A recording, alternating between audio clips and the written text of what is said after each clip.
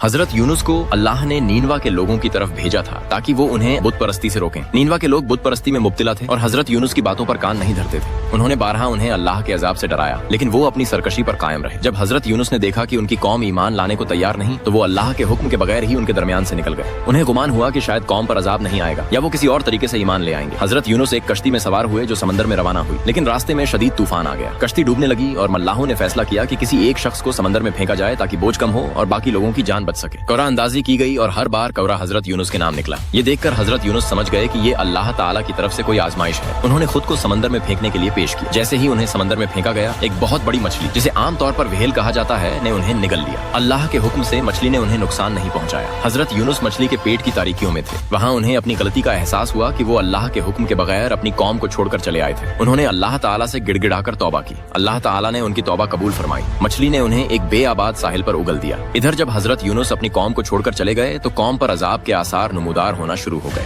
आसमान से स्याह बादल छा गए और बिजली कड़कने लगी। ये देखकर कौम को यकीन हो गया कि अब उन पर अजाब आने वाला है। उन्होंने अपनी गलतियों पर तौबा की, अल्लाह से माफी मांगी और शहर से बाहर निकलकर गिरिया उछारी की। अल्लाह ताला ने उन पर रहम फरमाया और अजाब को टाल दिया। जब हजरत यूनुस सेहतयाब हुए तो उन्हें दोबारा अपनी कौम के पास वापस भेजा गया। वो अपनी कौम के पास पहुंचे तो ये देखकर हैरान रह गए कि उनकी कौम ईमान ला चुकी थी। उन्होंने अल्लाह की तारीफ की और बाकी जिंदगी अपनी कौम की हिदायत और रहनुमाई में गुजारी।